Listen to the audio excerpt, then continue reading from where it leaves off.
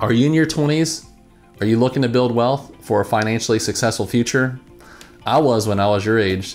So look no further. In this video, we're going to discuss the top 8 investment options that I have personally gone through so I can help you achieve your financial goals.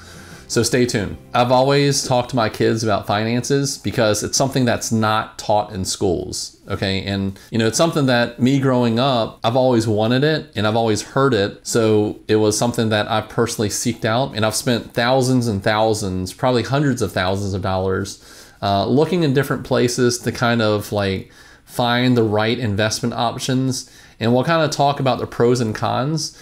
And I'll kind of give you my personal experience with these. And if it's something that, that you are willing to take that risk in, it could definitely lead to some future success. We're going to talk about the number one thing right now. In my mind, is the number one thing that everyone should be doing, okay?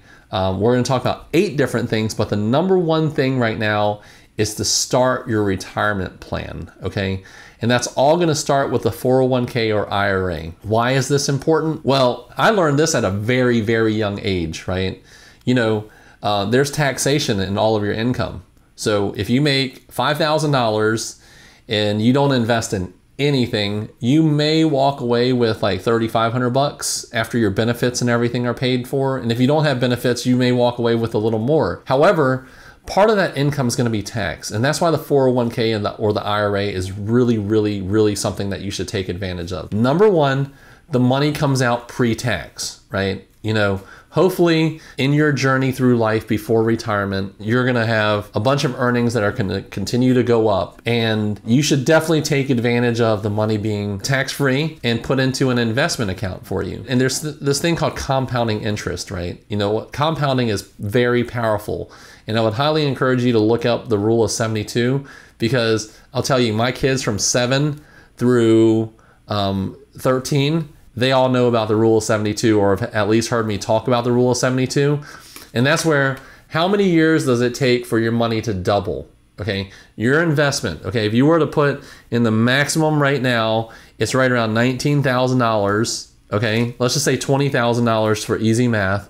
And you do that for 10 years, well, you would have put $200,000 in there. However, I will tell you, I've built my 401ks and IRAs because I always max out every single year.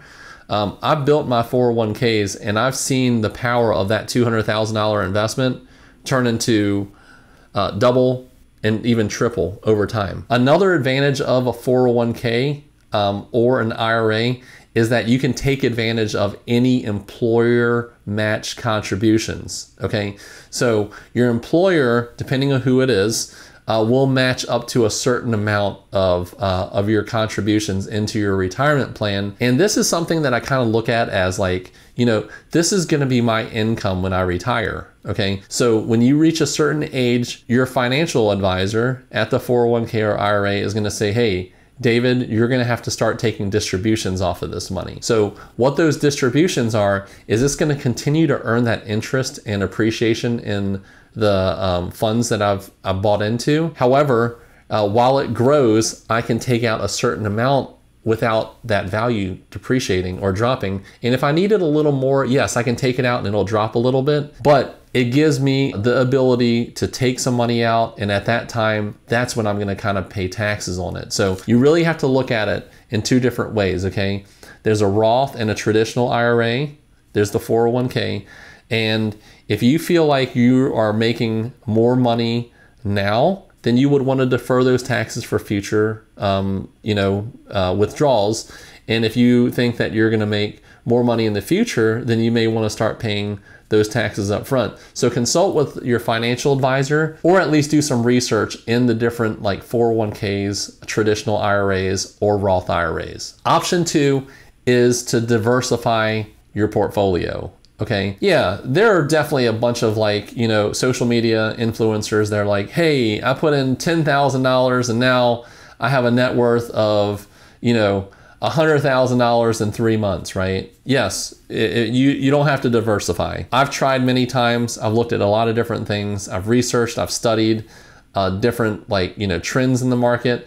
And every time I push everything all in, I end up losing a lot of money. okay? So I found that diversifying and buying into different sectors, so tech may be good at some points, you know, automobiles, energy, biotech, a lot of different industries are gonna go up and down. And when you diversify and you buy things that are in hot industries and in down industries, they're always gonna kind of shift, okay? When you diversify, it limits your risk. And if this is up and this is down, when you dollar cost average it all, hopefully you're making money.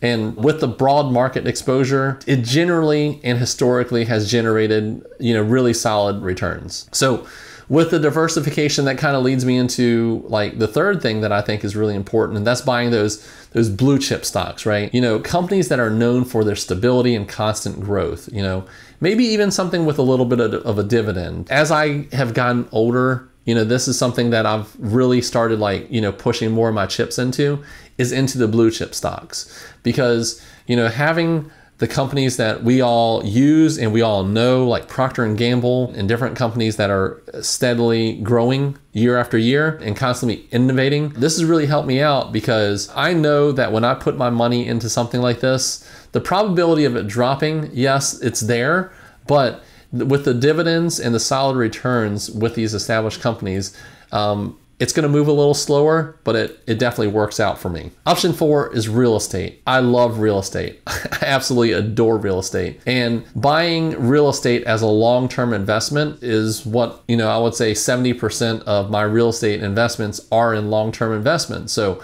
I am looking for, you know, monthly cash flow. And what that is like if you have a $1,000 a month mortgage payment and you're collecting $1,500 in rent, now I have a $500 monthly cash flow. And at a younger age, I was able to manage these myself, okay? So I would have 10 properties of $500 cash flow every single month. And that's $5,000 in income that if I wanted to take it and put it into my pocket or spend it, I could do that, but I always reinvest, okay, back into other investments in the future. There are short-term rentals that you can go into, which is also considered a long-term investment because you're holding the property a little longer, or you could just buy the property as a flip, right? You know, you can certainly buy it as a flip, buy a property, fix it up, sell it. And if you don't have that cash infusion to kind of do it up front, you can always look into like maybe purchasing a share in a real estate investment trust. And that is a company that invests, and you will be able to reap some of the benefits off of those investments. So that's a really good way to kind of get your feet wet in the market of real estate and kind of see if it's something that you want to do personally. Option 5, this is really new with a lot of these newer innovative companies. Everyone needs money at certain points of their life, okay? And peer-to-peer lending is a really, really good way of lending money. If you do it personally from one person to another, I probably wouldn't recommend it quite as much, because personally, as well as a lot of people in my sphere of influence, I've seen that they have lost a lot of money where people don't pay them back. However, with a lot of these online platforms now where they do like soft credit checks and everything, there's a higher sense of security there because some of these may be insured. And it's something that you could look into. This may work, and especially at a younger age, you can expose yourself to a little more risk. So you can look into peer-to-peer lending, and typically those have higher returns on investments, whether you're lending to individuals or businesses. Option 6, and this is something that I've done multiple times in my life, and that's starting your own business. I'm in my own business right now as a loan officer. It's a great way to kind of build wealth, as well as like, you know, accentuate your passion and your well thought out plan and kind of put it into play and see your baby grow, right? I remember my first business I was at a festival, and I'll never forget, we were looking out into the concession stands where all the food vendors were. And I was like, gosh, you know, there sure is a lot of opportunity to make money, especially in that funnel cake stand over there. So within a week, I went out, I bought a trailer, I bought all this commercial food equipment, and I had a business. You know, I started acquiring opportunities to go to different festivals and sell my food, because I've always had a passion for cooking. I love cooking. There's nothing like preparing a meal and seeing the smiles that,